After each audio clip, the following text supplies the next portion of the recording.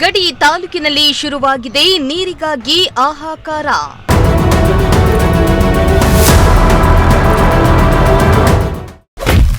ಸಮಸ್ಯೆ ಕೇಳದ ಪಿಡಿಒ ವರ್ಗಾವಣೆಗೆ ಗ್ರಾಮಸ್ಥರ ಆಗ್ರಹ.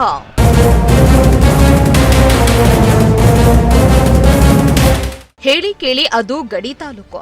ಬರದ ತಾಲೂಕು ಅಂತನೇ ಖ್ಯಾತಿ ಪಡೆದಿರುವ ಪಾವಗಡ ತಾಲೂಕಿನಲ್ಲಿ ನೀರಿಗಾಗಿ ಹಾಹಾಕಾರ ಶುರುವಾಗಿದೆ. ಪಾವಗಡ ತಾಲೂಕಿನ ಬೂದಿಬೆಟ್ಟ ಗ್ರಾಮ ಪಂಚಾಯಿತಿ ವ್ಯಾಪ್ತಿಯಲ್ಲಿ ಕಳೆದ 2-3 ತಿಂಗಳಿನಿಂದ ಕುಡಿಯುವ ನೀರಿನ ಸಮಸ್ಯೆ ಎದುರಾಗಿದೆ. ಗ್ರಾಮ ಪಂಚಾಯಿತಿ ಕೇಂದ್ರವಾಗಿದ್ದರೂ ಕೂಡ ಮೂಲಭೂತ ಸೌಲಭ್ಯಗಳ ಕೊರತೆ ಹೆಚ್ಚಾಗಿದೆ.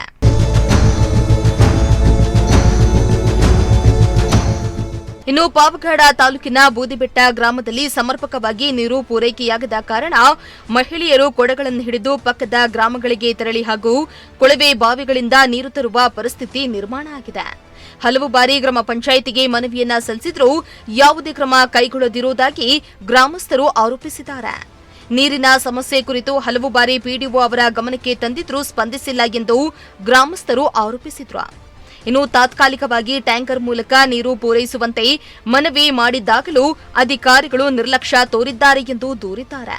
ಇನ್ನು ಸಾರ್ವಜನಿಕರ ಸಮಸ್ಯೆಗಳಿಗೆ ಸ್ಪಂದಿಸದ ಪಿಡಿಒ ಅವರನ್ನ ಕೂಡಲೇ ವರ್ಗಾವಣೆ ಮಾಡಬೇಕೆಂದು ಗ್ರಾಮಸ್ಥರು ಆಗ್ರಹಿಸಿದ್ದಾರೆ. ನಮ್ಮೂರು ಬೂದ್ಬೆಟ್ಟದಲ್ಲಿ ಗ್ರಾಮ ಪಂಚಾಯತ್ ನೀರಿನ ವ್ಯವಸ್ಥೆ ಇಲ್ಲ, ಕುಡಿಯೋ ನೀರಿಲ್ಲ, ಯಾವುದೇ ರೀತಿ ನೀರಿನ ಸಮಸ್ಯೆ ಇಲ್ಲ.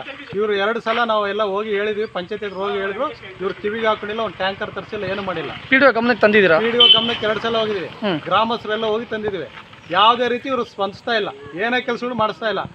ಸರಿಯಾದ ಬೀದಿ ಚರಂಡಿ ವ್ಯವಸ್ಥೆ ಯಾವುದೂ ಇಲ್ಲ. ಇಲ್ಲಿ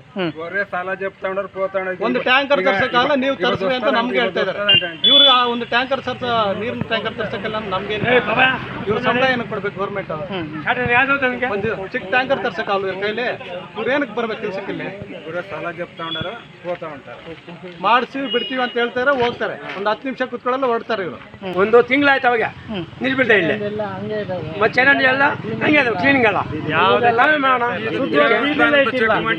ಲೈಟ್ ಇಲ್ಲ, ಏನಿಲ್ಲ ಪಂಚಾಯತ್ಗೆ, ಕ್ಲೀನ್ ಇಲ್ಲ, ಏನಿಲ್ಲ ಪಂಚಾಯತ್ಗೆ,